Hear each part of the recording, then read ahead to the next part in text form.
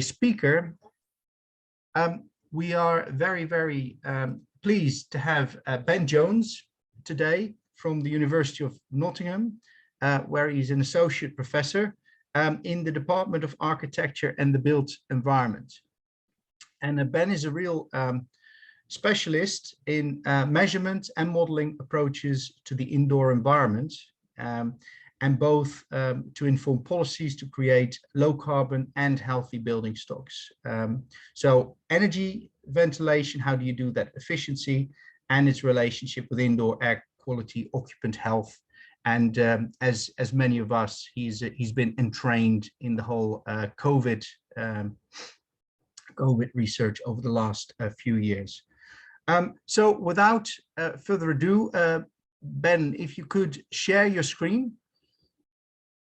Because Ben will be talking about a new paradigm for indoor air quality, quantifying the health impacts of exposure to common contaminants found in indoor air. Ben, the floor is yours.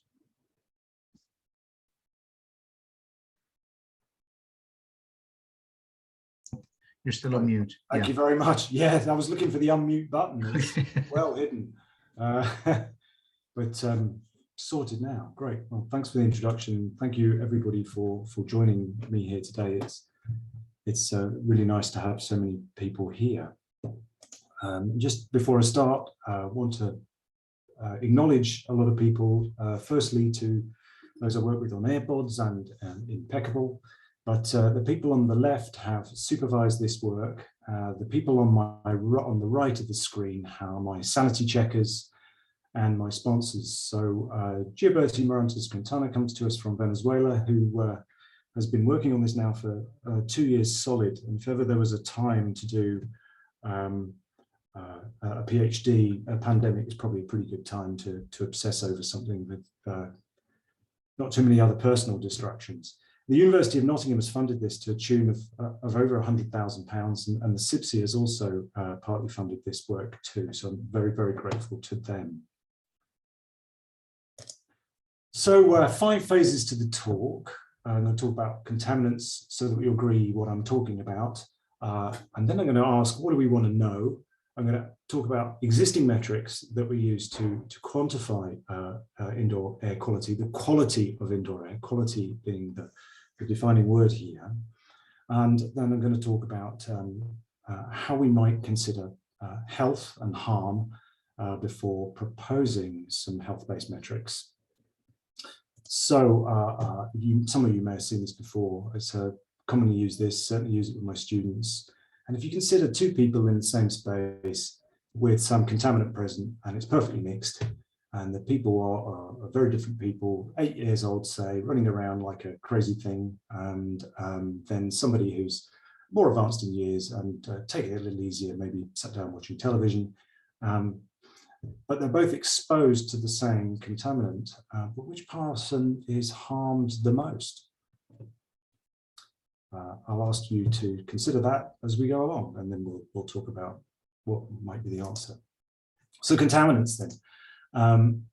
I'm going to take a sort of Bentham-esque approach.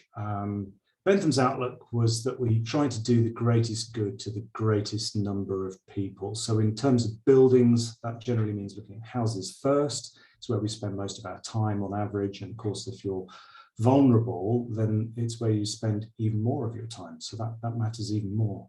Now, the methods I'll discuss here today do apply to other buildings and could easily be extrapolated to other buildings, but I've not extended the presentation or the method yet to other building types, but I may occasionally stray to buildings other than houses. I'll do my best to tell you when I'm doing that. I'm not going to talk about viruses today, which may be a relief to many of you. So I want to start off with a definition. So a contaminant, I'm going to use the term contaminant throughout. I'm not going to use the definition pollutant. Contaminant is simply the presence of a substance in the air where it should not be, or at concentrations above background levels. Then want to call a potential risk a hazard, and then define contaminants of concern as contaminants that may cause us humans harm. Now, there is a general myth that air quality standards don't consider health. I want to introduce you to ASHRAE 62.2, which is widely used in the States and around the world for that matter. And they talk about the concept of acceptability.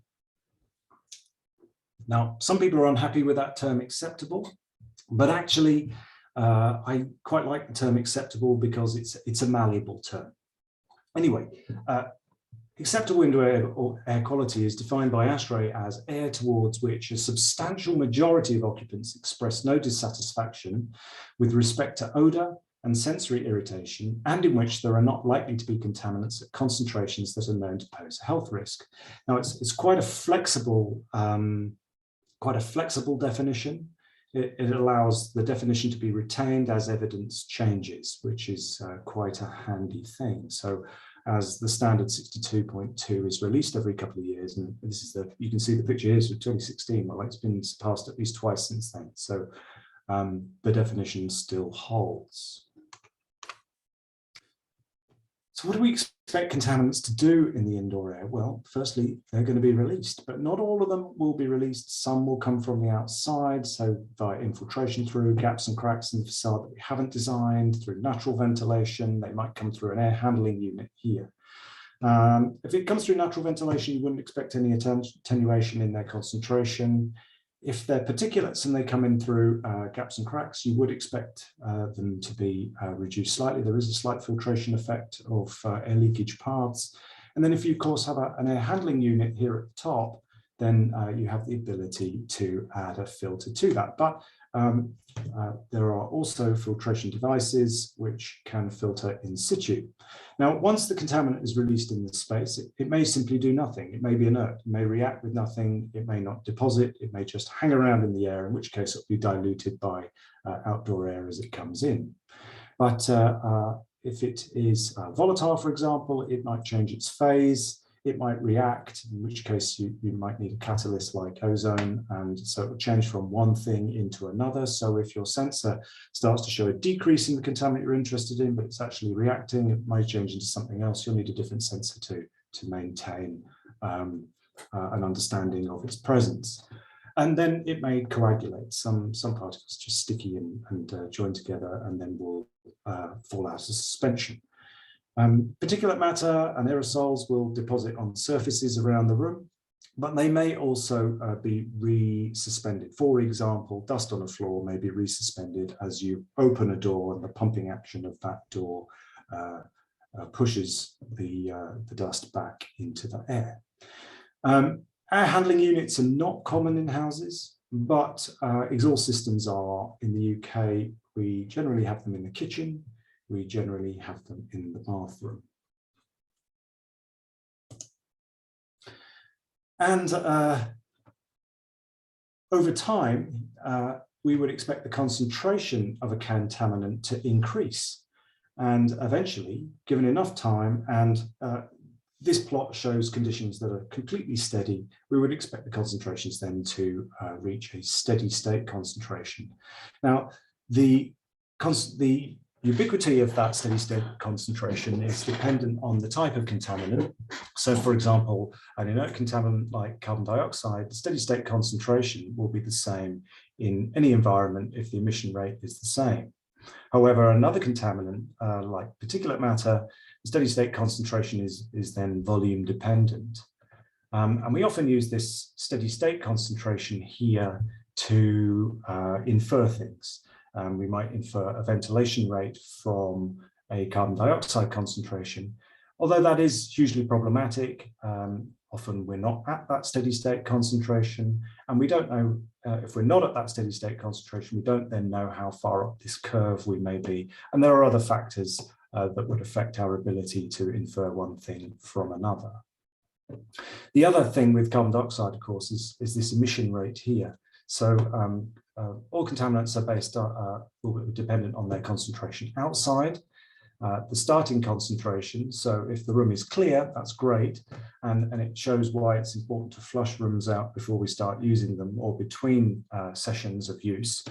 And then The steady state concentration then is a function of the air change rate, the sum of all removal mechanisms, which are those that we've described in the previous slide, the emission rate, and then the volume flow rate of air.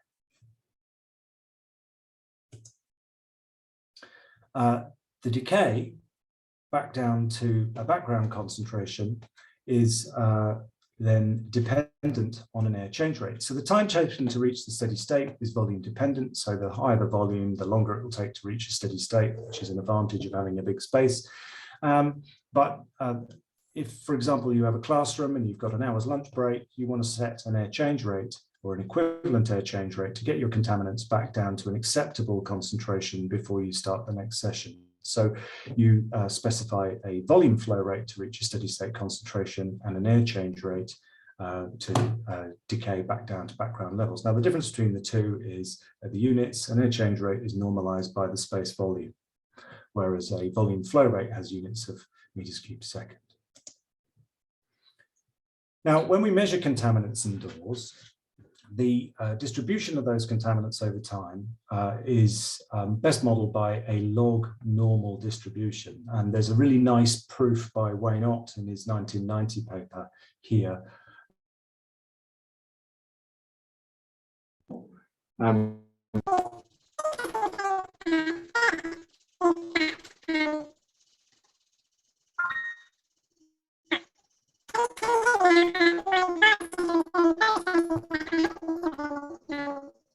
My side, you're breaking up, Ben. You sound, there's something going on with your sound.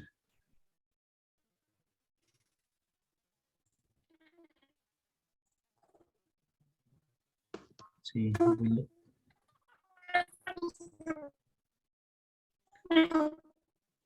Yeah, something is going wrong with the microphone. It's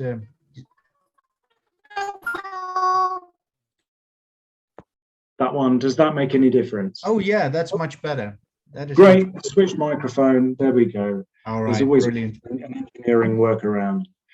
Right. So the point here is, Chris Idden says I sound like a chipmunk, which is very nice of him. Okay. Hopefully I don't sound like that anymore.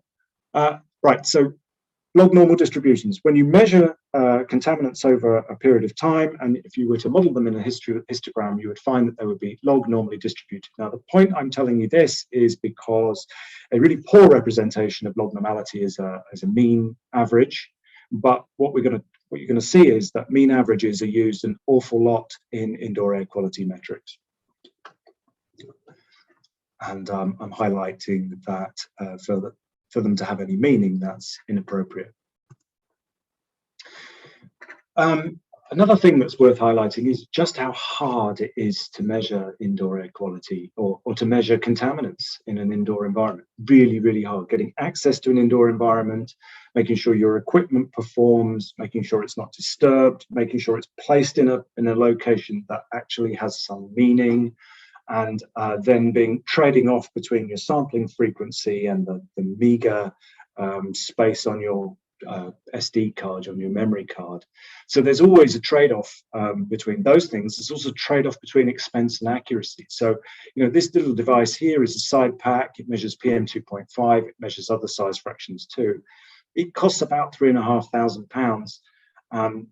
And it still doesn't tell you a whole lot. It actually measures the scattering properties of particulates. So particulates of different sources have different scattering properties. And so the device actually needs to be calibrated in order to give a reasonably accurate concentration. And of course, if you don't know what your source is, then there's huge uncertainty in what you're measuring. You'd have to pay £10,000 for something like this GRIM here. And if you wanted a perfect average concentration, you would use something like this minivol here, which is also many thousands of pounds, and it contains a filter. You weigh the filter before and after your weighing period in very highly defined conditions. And if you know the flow rate through the filter, you can work out an average mass per meter cubed. But that, of course, is problematic because the distribution is log normal, and it doesn't tell you about any of the variation. But you can use this one to give you a more accurate reading, say for a device like these two, which give you time varying concentrations. So there's huge problems, and outdoors this has all been solved. They use what's called the reference method. It's very well regulated. We have none of this in indoor environments. So our diagnostics are non-existent in indoor environments. We often specify concentrations of contaminants that we're interested in, but we then don't tell people what we expect them to measure them with and how to do it, and then how to present the data. So diagnostics matter a lot. It's also better to measure the thing you want to know about rather than inferring one thing from another. So we've already talked about inferring a ventilation rate from a CO2 concentration. Measuring ventilation is really hard. Measuring CO2 is very easy, but it doesn't necessarily tell you something about the ventilation rate. It does on some occasions, but not others. Right, so having talked about those things, what is it that we might actually want to know? So if we return to our concentration curve, you often hear the term used, exposure. Now, exposure is the area under that curve. So the concentration has some meaning, but unless you're in the space and doing something in the space for a period of time, your exposure is actually non-existent, right? So the longer you're in the space, the higher your exposure. So if you're trying to minimize exposure, you're trying to minimize the area under this curve here. Does it actually tell us anything about health? Not really. What we then need to know is what is our inhaled dose? So here on, we're going to assume that our exposure, the mechanism of getting contaminants into the body is via inhalation, and I'm only going to consider that approach. So dose then is a function of exposure and inhalation. Exposure can be a proxy of dose if you have an understanding of the demographics of the people in the space, because of course inhalation rate is dependent on physiology, sex, age, body mass, and so on, and activity. So very different in a gym to a cinema, for example. And of course, not all of the inhaled mass remains in the body, and you can account for that by putting a factor in next to this inhalation rate Q here. Furthermore, we need to know what the response is to the dose. So here is a really, really very simplistic plot, which has dose on the axis and some response, which we assume to be negative. Now, you may have a sort of dead zone at the bottom where you need a minimum dose before things start to happen, and there may be some upper threshold after which nothing may happen. Now, it could be that death occurs here, or it could be that you continue breathing whatever it is in, and nothing else is going to happen. We also don't necessarily know the shape of this curve here. It might be linear, probably it's monotonic, it might be exponential, and that's often an unknown.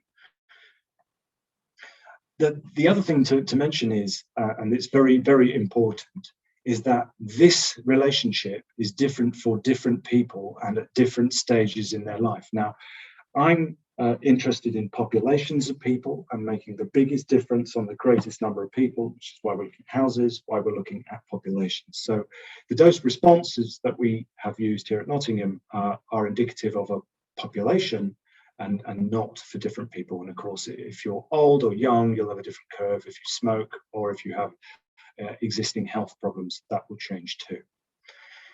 Next then, the time frame over which harm occurs is different. So acute exposures occur over a short period, normally less than a day. Chronic exposures over a long period, normally more than a day. Different metrics for different response rates, and I'm going to talk a bit about those now. So we know that dose matters, we know that harm matters. If we want to evaluate those things, how might we do that? Well, we have two approaches available to us. The first is epidemiological, the second is toxicological, and I've hopefully set out these points so that they compare against one another. So epidemiology is the study of patterns and determinants of health and disease in populations, whereas toxicology is the study of adverse effects of chemical substances on living organisms. One's observational, one's experimental, one has uncontrolled timing and duration, the other has controlled. One reflects actual exposures, the other one may not. The other one has a study group where you try to have it as homogeneous as possible, but in all probability you'll fail to do that. In toxicology, it is homogeneous. In epidemiology, the model is human. In toxicology, it may not be human. And I'm sorry, I'm not going to talk about what. All right, in viruses, some of the virus work we've been looking at for the pandemic, it's come from mice, for example. Our understanding of the dose-response relationship come from mice. The epidemiological statistic analysis is complicated, uncertain. It's more straightforward with toxicologically based assessments of responses. So the thing we want to know about then is harm. We want to know when being exposed or receiving a dose of a contaminant in indoor air leads to disease or disability, and where it leads to early death. This is what we want to know. This is the critical thing. So if we go back to our thought experiment, the answer is, well, of course, harm matters, and that the exposure will be different, the dose will be different, and the dose response will be different. Yes, it's harm that we want to know, and it's harm that we have to strive for. So with this in mind, let's run through some existing air quality metrics. The first and most basic is perceived indoor air quality. And it forms the basis of the vast majority of standards, actually. And most standards agree that air should be perceived as fresh and pleasant. And we've already gone through the ASHRAE 62 definition, where we say that the substantial majority of people in a space must express no dissatisfaction with respect to odour. But it has huge limitations. Not all contaminants of concern have an odour. Particulate matter, for example. It's a really good rule of thumb, but not as a population scale generic metric. And the rule of thumb is enhanced by knowing that if you walk into a space from the outside or from a space where there is fresh air and it smells pretty rotten, then you know you've got less than 8 litres per second per person-ish, 7.5, 8 litres per second per person. And it's always a pretty good rule of thumb that you need to add more air to that space.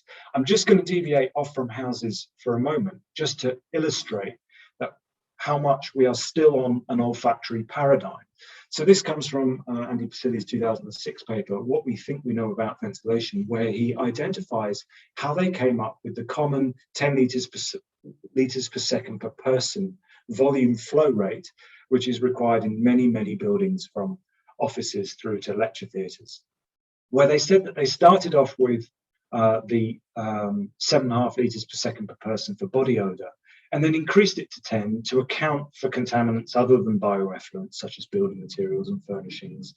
Although, and this is the critical bit, no specific methodology for determining the increase is noted.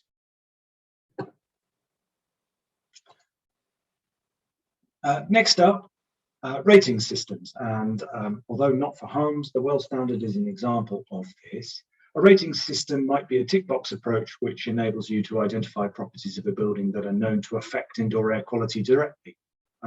So if you were buying a home and you had an asthmatic in your household and the asthma is exacerbated by poor indoor air quality, then this might be a really useful approach where you could go around the home looking at different things and identifying those that might lead to an asthma attack. It could be that the rating system weights each factor according to its hazard and then aggregates them to produce a single metric. And it would be similar then to a third-party rating scheme, similar to many energy rating schemes. It's helpful to someone, yes, as I mentioned, say with asthma, who is particularly sensitive to specific contaminants. The problem is you may dish out a certificate at the end which may have a color on it like silver, gold, or platinum. It's not necessarily clear how you go from one to, or it may be clear how you go from one to the other, but it may not be clear how that actually affects your health. Some indices are very common and present on many consumer grade indoor air quality sensors, and maybe those you have on your phone, and maybe use a traffic light system. If you go onto Wikipedia and search air quality index, it's incredibly long page, but it will take you through sub-indices for many countries and organizations who use this approach. So the idea then is to measure a range of contaminants so you get a good picture, a good overview of what might be going on in the space. And then you have some units of measurement or health impact or timescales to indicate exposure. But these are often incomparable, so you'd have to scale between them. So one issue is, say, if you're measuring radon in becquerels per cubic meter and particulate matter in micrograms per meter cubed, how do you scale the two? Often this is subjective. The consequence is that all of these measures then are combined into a single metric, but there are problems with that. So averaging can lead to situations where all contaminants are deemed acceptable, but the final index shows exceedance. Or you can have situations where the final index indicates acceptable air quality when one or more sub-indices are greater than the thresholds that have been defined for them. So the summing of all these incidences does not necessarily indicate overall indoor air quality, and I will be extremely cautious about interpreting any color associated with some index. A really good example of this is the total volatile organic compound sub-index. Now, this is commonly used. It's governed by an ISO standard. If you're going to do it, measure it according to the ISO standard, it requires some really expensive and complicated equipment. It cannot be measured with a cheap $10 sensor in a portable device. That is not measuring TVOC when compared against ISO 16000-6. The other issue with TVOC is it's very easy to prove that it's useless. So you could have, there are over 1.5 million volatile or organic compounds whose toxicity varies. So you could measure the same concentration of two totally different VOCs. They could have a totally different effect on health, yet the index given by the TVOC would be the same. And that is entirely misleading.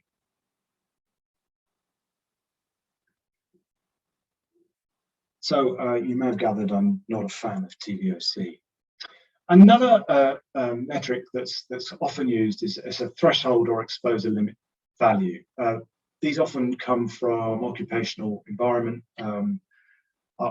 to prevent or reduce risks to people who are continuously exposed to hazards. So you might have a ceiling up here above which you can never go.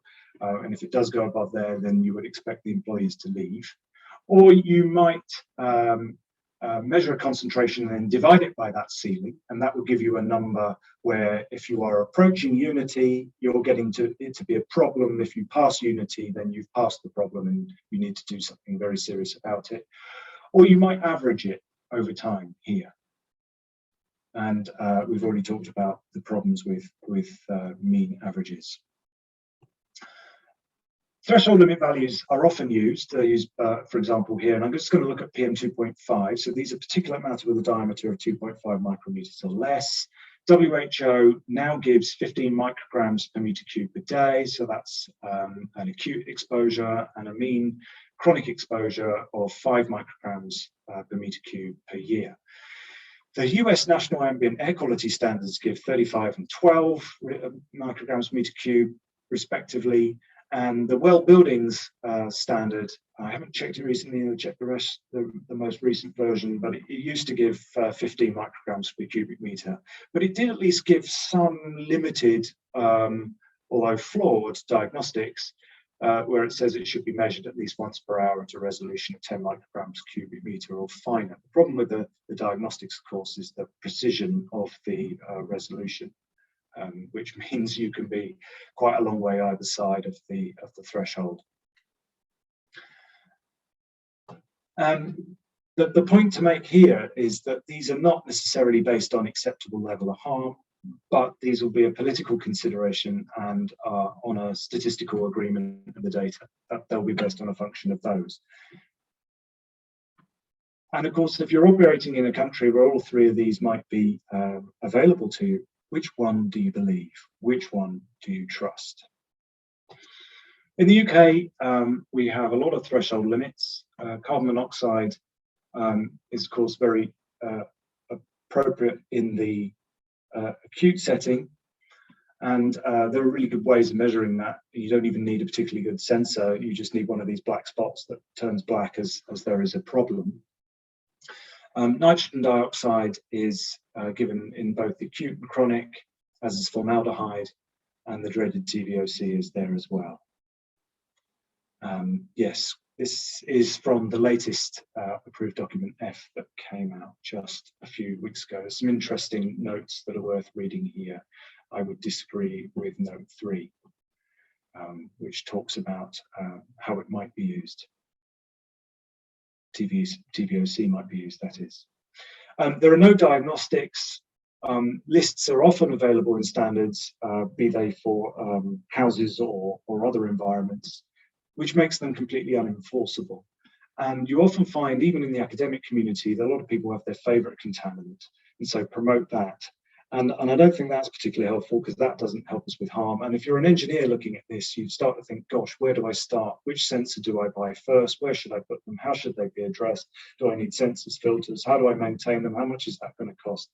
And this doesn't seem to have been thought through when we consider them. And of course, are all these levels, when they're averaged, do they indicate the same magnitude of harm over these periods of time? In homes, we account for the contaminants we just looked at, but we also monitor a lot relative humidity, and that's primarily to mitigate against mold. We also give ventilation rates. These don't, for example, agree with those given in ASHRAE 62.2, which requires 50 litres per second for a kitchen hood. And for an extractor fan through the wall, approved document F requires 60 litres per second, ASHRAE requires 150, I think. Implicit in this value is an assumption that this cooker hood here will capture 50% of all contaminants released from the cooker hood. And work that we've done here at Nottingham suggests that, well, it definitely won't be the case at all times. And it's also impossible to corroborate, given that there's absolutely no standard to corroborate performance of cooker hoods.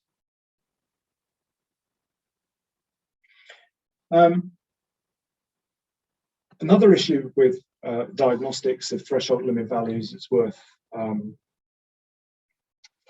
highlighting is that when you use a cheap sensor, you have to be sure that your cheap sensor, for example, you might want to turn your cooker hood on using one of these, although the logical thing to do would be to turn your cooker hood on when you turn your hob on. An example is given here by Lawrence Berkeley National Laboratories and my friend Ian Walker, who put 10 sensors in a kitchen and then repeatedly burnt toast. That's something we've done here at Nottingham too. And this sensor here is the only sensor that actually acknowledged that the toast was being burnt. The other 9 didn't acknowledge that, and that's because they all measure very narrow size fractions of PM2.5. So this is the distribution of size fractions emitted by toast, measured using a very expensive sensor that is able to identify not only the concentration of PM2.5, but also give you a histogram like this of size fractions. And the GRIM here, which is this device here, is able to measure in this size fraction, whereas most of these cheap devices here were probably measuring around 10 to the 3 here. So this is PM2.5 that these devices were attempting to measure. So finally then, the final metric that we use a lot is influence. So we substitute one thing with another. So we use CO2 as a proxy for a ventilation rate, We use ventilation as a proxy for concentration. We use concentration as a proxy for exposure. We use exposure as a proxy for dose. We use dose as a proxy for harm. And as we do all of those, we actually come further away from the thing that we're actually interested in, which is harm. And so there are a lot of drawbacks to these, all of these metrics. So in case you don't get the slide, I'm substituting sugar for sweetener, and it's never quite as good. Certainly not in fizzy pop anyway. Okay, so a few drawbacks and a few questions to ask about these metrics. It's not clear how any of these metrics, if they change, say, by 10%, would actually affect the occupant health. Would that change by 10% too? It's much easier to deal with acute risks rather than chronic risks. So here on, we're going to consider only chronic risks. An indication of the relationship between dose and health is definitely required. And if we're going to give thresholds at all, they should all relate to the same harm caused, same magnitude of harm. But we need to acknowledge, and this is often very difficult for people to do, that there is no such thing as zero risk. So we're never going to be able to mitigate against all harm because we can't remove all sources of contaminants from our home. But as a ventilation engineer, I'll leave it to others to identify those contaminants that should be removed from homes. I will just deal with those that remain in homes. So harm matters. How can we actually measure harm? Well, this has been done before. In fact, it's done all the time, but it's been done before to consider indoor air quality. And I was involved in a couple of studies back in 2014 and 2015 that looked at radon and looked at other exposure to other contaminants as a result of energy efficiency measures in homes. So as you tighten the home, the idea was that you increase the concentrations of contaminants if you don't provide additional ventilation. So the health adjusted life year is a concept that considers the point at which you're born, life years lived in full health, the point at which you start to become unwell, life years lived with that disease or disability, and then premature years of life lost. The DALY is used by WHO, and is the sum of the years lived with a disability plus those years of life lost. So they rely on, they can use either toxicological or epidemiological data. You can account for the relative importance of a healthy life at different ages. So for example, it's often common to place an additional weight on those people living in young adulthood, which is designed as 9 to 54 years of age, which makes me feel terrific. Years of life lost is a function of the number of deaths from a disease and relates to population life expectancy. So changes in different countries, it changes in different areas of different regions of countries. But as we're looking at whole populations, we consider at a population level. The years of life lived with this disability is a function of age of onset, so the time at which it starts, the length of the duration of the disease or disability, severity of it, and it relies on a couple of constants which are derived from epidemiological or toxicological data and population data. And the cumulative for different diseases then can be assigned to a specific contaminant.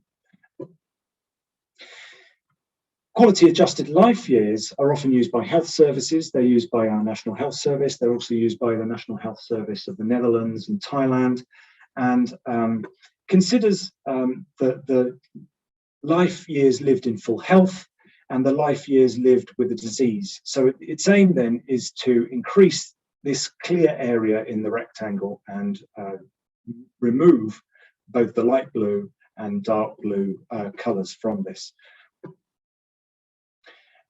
It's primarily used to look at the effect of an intervention. So here you have the health-related quality of life between 0 when it's dead and when a person is dead, and perfect health is indicated by unity.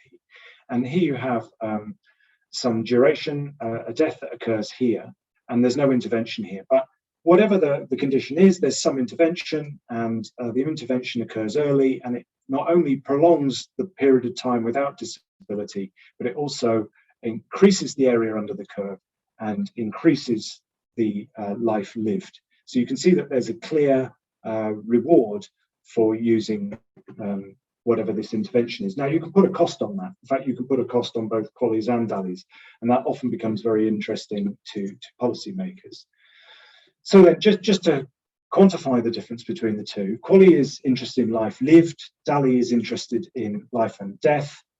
A QALY aims to increase the unshaded part, a DALY aims to decrease the shaded part. So DALYs are lost due to the burden of disease, while QALYs are gained by interventions thereafter.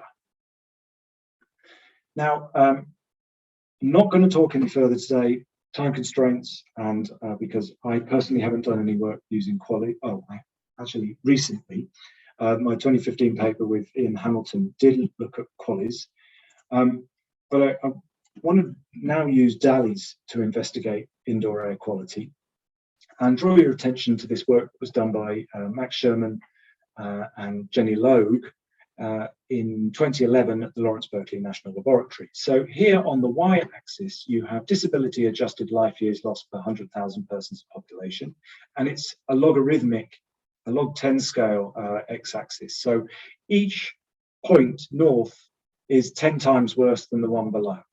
And here we have a range of contaminants, and this information was derived by reviewing a whole range, 77 studies on indoor air contaminant concentrations. They considered 267 chemicals. They calculated the annual health impact of contaminants, considering the total intake in houses, in addition to the intake in other environments as well. And so the in-house inhalation of air with the mean exposure from the study was considered relative to the theoretical case of having no inhalation of the contaminants at all. Now, the inhalation is weighted to the US population, so there would be some difference between other populations, but there is likely to be some similarities in other countries, such as the UK, which have similar lifestyles and similar, in some circumstances, population demographics. Now, this is really useful because, first of all, it tells us that we don't have to worry about, this is secondhand smoke, this is radon for smokers and radon for non-smokers. Well, we can initiate source control here. We can get those out of our indoor environment very easily. We're very well aware of measures to get rid of radon and smoke, and just smoke outside or give up. That leaves us then with PM 2.5, which is more dangerous than formaldehyde by over an order of magnitude. So if you want to know where to start, that's where you start. Interestingly, you can have co-benefits of getting rid of PM 2.5s. One of the primary sources is cooking. Acrolein is also released by cooking, so you get rid of your PMs. You're also, from cooking, you're also very likely to get rid of the majority of your emissions of acrolein as well. So co-benefits there. Ozone is an NO, well, maybe not NO2 according to this plot, but ozone is probably worth thinking about as well. Now, the work we've been doing here at Nottingham has aimed to extend this work, and we have, rather than taking a US approach, we've taken an international approach where we've identified uncertainty in a number of contaminants in homes in wealthy Western countries. So we have also quantified uncertainty in all parameters. So we've used Monte Carlo analysis and used two calculation methods to deal with this. Now, Jenny Logue used these as well. She used and we both used the intake incidence method, the IND method, which uses epidemiological base functions to quantify disease incidence. And then we've used the intake DALY method to consider toxicological data to quantify disease effects. This gives us, or will give us, the ability to provide DALYs per mass intake. So eventually, one of the outcomes of this work will be able to give you DALYs per mass intake, per mass inhaled, which will enable people to quantify the number of DALYs from some change in an indoor environment. So this is based on all the latest available tox and epi data, and the concentrations is taken. It's our data set, which we'll eventually share so that it can be improved continuously. Has about 900 studies as part of it. So here's a schematic of the two approaches: the IND at the top, the IND at the bottom. and the input parameters to both. So we've got pollutant and health outcome specific parameters, pollutant specific here for cancer and non-cancer, and disease instances and damage factors here, which then goes into our model for the intake incidence daily method. Here we have human toxicological effect factors, which combine with pollutant concentrations, and breathing rate data, which goes through the intake daily method. These then are used to produce DALYs and a 95% confidence interval. So it's DALYs per year per unit population. We consider them per 100,000 of population. And what the hope is then is that the agreement between the two methods is relatively similar. If they're widely askew, then we probably have to go back and work out why they might be different. So these are some very preliminary results. I think they're quite exciting nevertheless, and you might like to see them here today. So these are looking at a range of indoor concentrations of contaminants in homes. These are not scaled by harm, but you can see here that ethanol is found to have some of the highest concentrations in homes, where isoprene here, for example, has just an enormous confidence interval. So it's very difficult, for example, some of these with huge confidence intervals to be completely sure about the true harm that they cause. But nevertheless, that uncertainty is carried forward into this slide. Now, in some of these here, like NO2, PM10, PM2.5, and in sulfur dioxide, the red here indicates the WHO thresholds. And so you can see that they're above the WHO thresholds for everything except ozone, according to our analysis of 900 measurements indoors. So here is our first attempt at a revision of the Lawrence Berkeley work, and the contaminants by harm range from the most harmful on the left to the least harmful on the right at a population scale. And you can see some familiar, not too much has changed. So we haven't considered second-hand smoke, but you can see that PM10, we added PM10 this time, and PM2.5 are at the top left. Now, contained within the PM10 harm is the PM2.5 harm, because of course PM10 size fraction is 10 micrometers or less, so it contains the 2.5 micrometers of PM2.5. So if you wanted to know the specific harm for PM10, it's the difference between the two dots here and here. So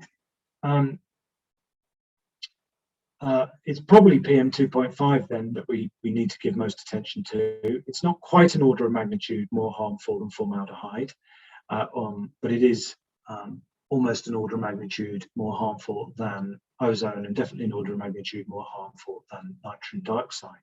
But that does suggest that, of course, we can probably ignore radon in our standards, because we should know to treat homes that are in radon high areas or in radon medium areas. Therefore, these are the ones that we should probably be thinking about first. There is a question, I understand. How do we know that chemicals are in the PM2.5 and PM10? Oh, I see. From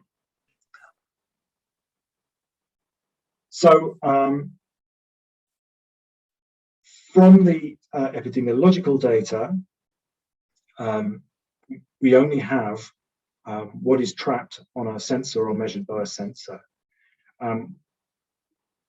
If there are any volatiles on the outside of the PM outside, they will have long dispersed by the time they're collected and processed. So the relationship between the harm at population level and the mean concentrations measured in the air outside is a statistical relationship, and of course will implicitly include exposure to contaminants inside. Now the PM inside is different to those outside, come from different sources, that is inevitable. So while the particulates outside may include heavy metals, it's the contaminants inside are coated may be coated in volatiles such as polyaromatic hydrocarbons, which are known to come off from cooking.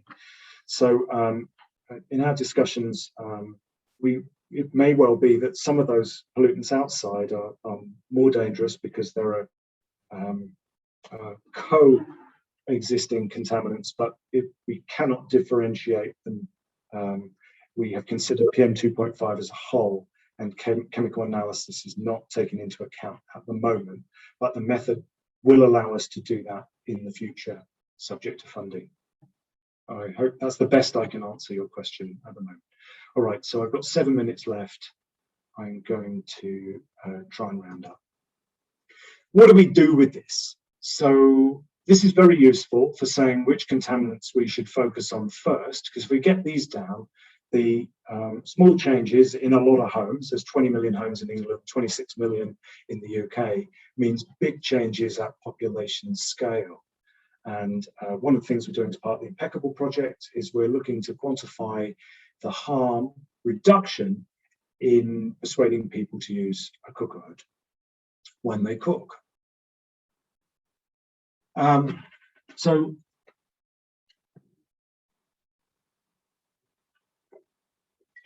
how do we get these into regulation? Now, one of the things we're considering for ASHRAE 62 is we're going to identify contaminants of concern, those that we're particularly interested in, and those that we want to regulate, because we can't regulate everything. And one of the things we're thinking about is using a harm budget where the concentration is multiplied by a weight, and then you add them all up so that the total harm then is less than 1. So that so you can see these here. So the number of contaminants then would be very limited. We would have to provide diagnostics, we would have to make enforcement straightforward, and we would have to provide alternative methods of compliance, because measuring these may be impossible for some, in which case we may have to go back to supplying a ventilation rate. The critical thing here is DALIs themselves ain't going to be in a standard. An engineer isn't going to know what to do with a DALI, but they will know what to do with a concentration. Maybe they'll definitely know what to do with a flow rate, or with a specific technology.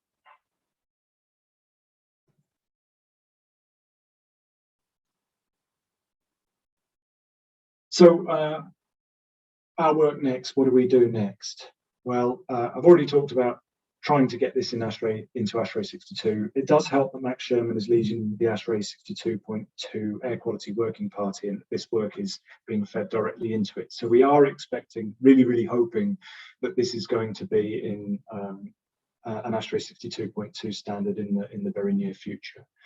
The next thing then is we will provide the DALIs per mass intake for a range of criteria contaminants. We will make the code available where possible. We will make the databases available so that others can contribute their information to this, so that the confidence intervals that we've given in hours plots here come down. One of the things I should have mentioned earlier is just how much the confidence intervals have reduced between the load work and the work that we have done here. While DALIs are at the top of this pyramid here, where we have source emissions, concentrations, exposures, doses, and responses, we're actually going to have to return back to something that we can deal with, which may be a regulation of concentrations, but they will be based on harm this time, or acceptable harm, rather than what we think we can get away with, or anything that involves politics. One of the things that we will look at, and we're quite excited about looking at, is the comparison of DALIs for different contaminants proposed by different regulation organisations. We've already started to look at this, and I'll give you a hint that the harm that they all cause or lead to is hugely variable. Another question in the chat. Could recent experiences would indicate COVID type infectious particles and traffic emission particles plus NO2? I'm sorry, I'm in the middle of a presentation. I should have locked the door. That's thrown me. Well, the problems of lecturing from your own office rather than in a lecture theatre. So COVID-19 is an entirely different proposition. It's not chronic, it's acute. So we're considering chronicity, and I'm not sure I can help you with the NO2 because our results show you that NO2 is at least an order of magnitude less harmful than the PM2.5. So what we're considering is exposed to these contaminants over 30 or 40 years in the home if nothing changes. How harmful are ultrafine particles on the scale? We don't have enough data yet to look at ultrafine particles, which is why we haven't presented them. The mechanism, we have started to collate information on ultrafines, and we suspect that they are way more dangerous than PM2.5, but we're not in a position to have any confidence to do that. All right, so I'm glad. Thanks very much for the questions. If I've You're doing all my job, Ben. Yeah. So thank you very much. Can I just give 3 points, right? Absolutely. It's harm that matters. It's harm that has to form the basis of our thinking about air quality in any setting, and it's harm that has to be the basis for our regulations and standards. And there you go, I'm done. Thank you very much. Thank you very much. There are more questions actually. We just got a question from Jim Stewart Evans. Jim, do you just want to kind of unmute yourself and just quickly ask the question? Yeah, hi Ben. I was just wondering about your thoughts on how to approach interactions between contaminants in terms of dose response and mixtures, or I mean, there's two separate questions, and the other one being, how do you kind of bring in the other determinants of health like noise and temperature and so on in? All right. Okay. In looking at interventions. So that's off-piste. That's a separate thing, and I, you know, not being a noise guy and not being a thermal comfort guy, that's way outside of my comfort zone. But clearly, that's something that really matters. I mean, noise matters interestingly here, right? I like to listen to the radio when I cook. I'm not going to put my cooker hood on really high when I'm frying a steak because I can't hear the football. That's where noise matters. Behavior really matters. I think we need a lot of work on behavioral change. Going back to your mixtures, we can only consider things separately at the moment. I'm not sure we have the information to deal with them, you know, co-responses to those, unfortunately, at the moment. When we'll be releasing the data on the DALI per mass intake, no idea when it's been peer reviewed, and that will be this year. Right. Yeah, I can give you a 12-month time frame. Yeah. Any other questions for Ben? Oh, look, I'm benjamin.jones@nottingham.ac.uk. If you've got any questions, get in touch. And if you want to apply for some funding to do some work together, then let me know. All right. Great. Well, thank you very much, Ben. That was a really really insightful and informative talk. So thank you very much. That concludes this this seminar, and there will be a seminar next week. They're on a pause now, and then we have a seminar series starting again in the May-June time, I think. All right. So this is the last one. Mm-hmm. Mm-hmm. All right. Great. Well, thank you very much for coming, everyone.